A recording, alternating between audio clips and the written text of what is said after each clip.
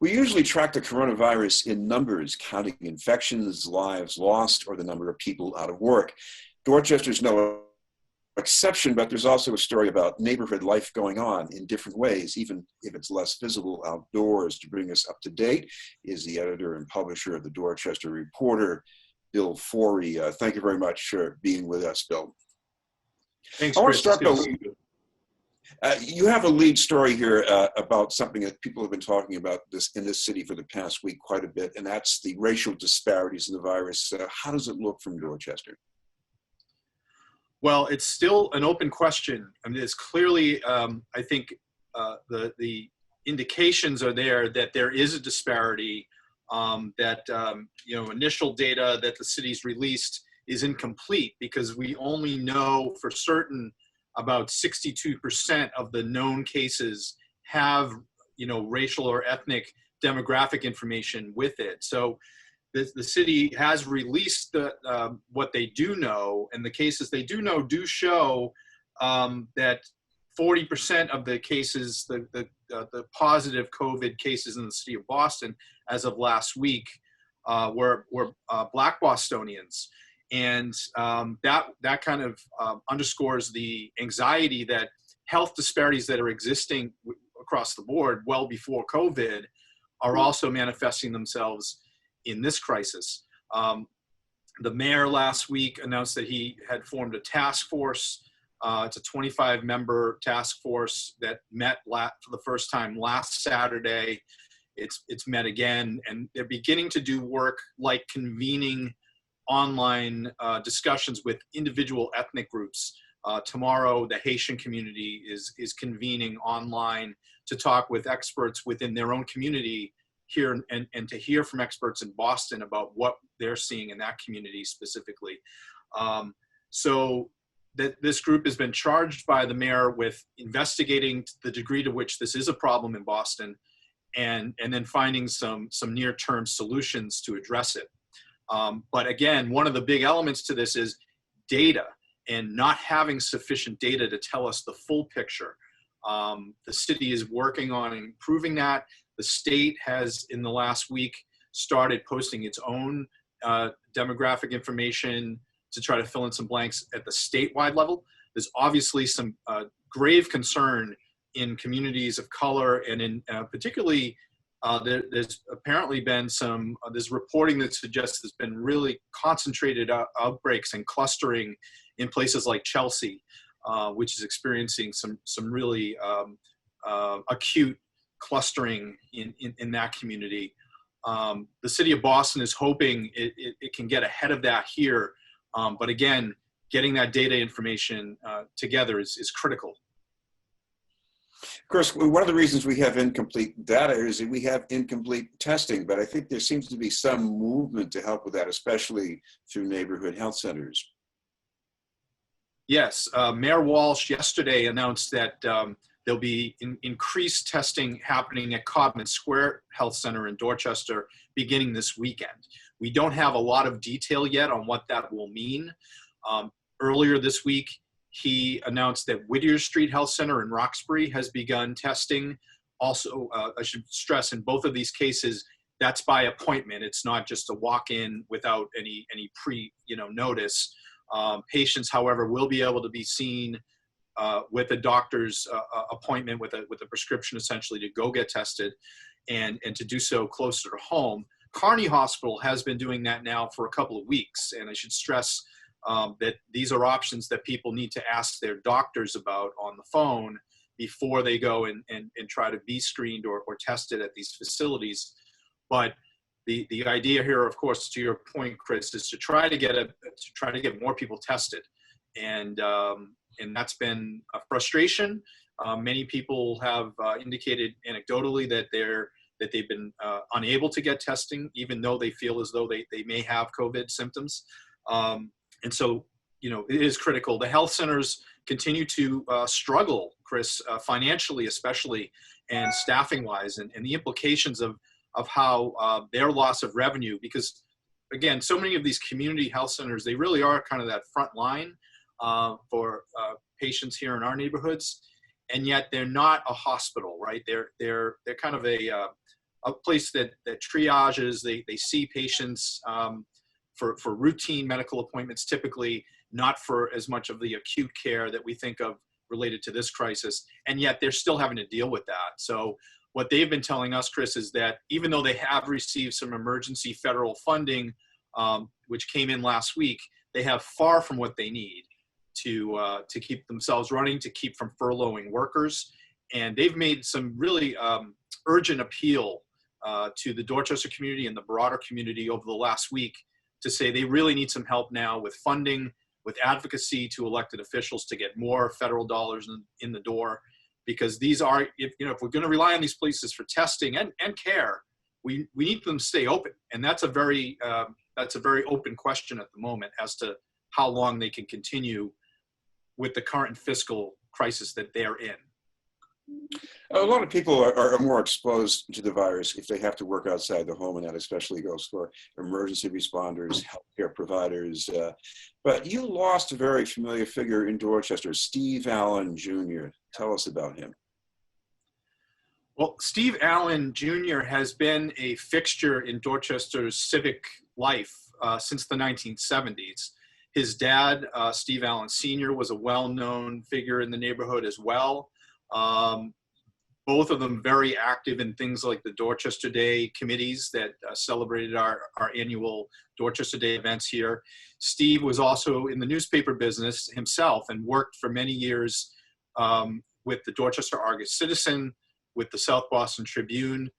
Those papers are now defunct, but Steve began his own newspaper about a decade ago. First it was called the Southie Photo News, and more recently Neighborhood Photo News.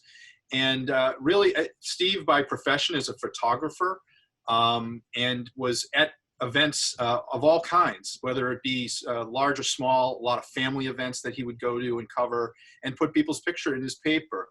And over the years, he really developed a very loyal and loving following. People really, especially when they heard the news this week that he did pass. He unfortunately contracted COVID last week following a medical procedure. He was hospitalized, and then he was in essentially a rehab facility for a couple of days. And unfortunately, apparently, according to his friends and family, that's where he contracted the illness, and was precipitous decline for Steve. Unfortunately, he's 63 or was 63 years old. And unfortunately, he lost his life on Monday. The news that, as the news filtered out, there was a big outpouring of sympathy for his family. They live in the Neponset area, St. Brendan's Parish in Dorchester. Very well-liked family. And it's a blow to the neighborhood to lose him. And of course, if nothing else, his photos show the side of life that you cannot enjoy right now because we all have to keep distance. I asked you also about what happened yesterday. This is not really related to the virus, but it's one thing that doesn't seem to have abated that much in Boston, and that is shootings and homicides. A young lady was killed yesterday. Yes, a 16-year-old teenage girl was shot to death yesterday afternoon on Topliff Street. That's off of Bowdoin Street in the Meeting House Hill neighborhood of Dorchester. Just an awful broad daylight shooting. An 18-year-old suspect has been arrested. Police, including Police Commissioner Willie Gross, Mayor Walsh was on the scene yesterday. There was a huge response and a quick arrest. We've asked Boston Police and Commissioner Gross has been asked at press conferences over the last week, what is happening? What are they seeing with crime? The mayor has indicated that crime is actually down in the city under these circumstances, with most people adhering to social distancing advisories and staying off the streets. Likelihood of fewer victims, frankly, too, out there. But there has been an increase from what we can tell in domestic issues going on. The mayor has urged people that if they do not feel safe in their homes for whatever reason, that they should call police, call 911, and let folks know if they're in a situation that they feel they're endangered. We don't know the circumstances yet as to what happened on Topliff Street yesterday. It's not known, for example, if the victim and the suspect in this case were known to each other. But clearly there should be concern whenever there's an act of violence like that in our community. It's terrible at any time. And in this moment where everybody's under such stress and struggling with their own individual aspects of this crisis, it's even more pronounced, I think. I want to turn to maybe a brighter topic, and this is the resiliency, people doing things differently. I was intrigued by the story about Elisa Girard from Homestead Bakery in Fields Corner. Tell us about her. Yeah, sure. Elisa and her husband and another partner are the owners of Homestead Cafe, which is in Fields Corner. It's a terrific bakery, coffee shop, right in the heart of Fields Corner, and it's been a great spot for a number of years now. People really love going there, and of course, right now it's closed, unfortunately. And so Elisa and her husband, Vivian Girard, have been making sour bread, baked goods at home, sour bread, and taking orders online through Facebook. Elisa decided to just test the waters, I think, and say, hey, I'd like to make sourdough bread and see if anybody wants to buy some, as a way to kind of support her business and her family. And the response, I think at first she had a goal of maybe $500. Well, within a few days, she was well past that and into the thousands of dollars of orders. And she and Vivian have been taking these breads one by one on their bicycles and delivering them in Dorchester to people who are loyal fans and customers of their business, and also just want to be supportive of neighbors. These are good people, and we're seeing all sorts of stories like that, Chris, as you might imagine. We have another story this week about some of the businesses in Dorchester have been having their windows painted in support of first responders and healthcare workers. Today there'll be a cavalcade, like kind of a drive-by parade at Kearney Hospital that's organized by Councilor Frank Baker to show support for healthcare workers and especially at Kearney Hospital, which is a COVID-19 specialty hospital at the moment.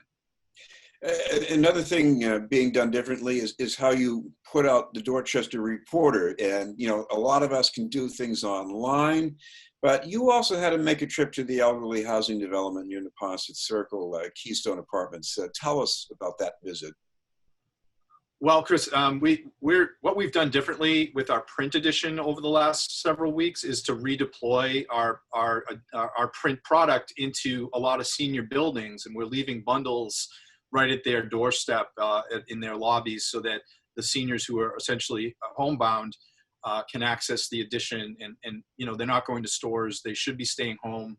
But yet, many of these residents have been reading the Reporter for decades, and we didn't want them to lose that connection, and we wanted them to have a tangible opportunity to read their hometown news without interruption. So our staff and our distribution system has changed a bit to going right to their buildings with that product.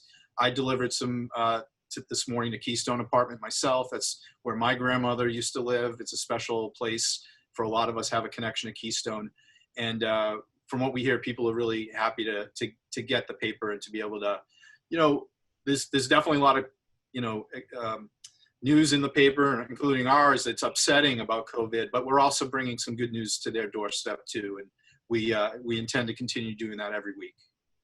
And of course, people can still follow you online. So where should they go for that? Sure. You can go to .news.com, which is our home website. And also you can follow us on Twitter @.news.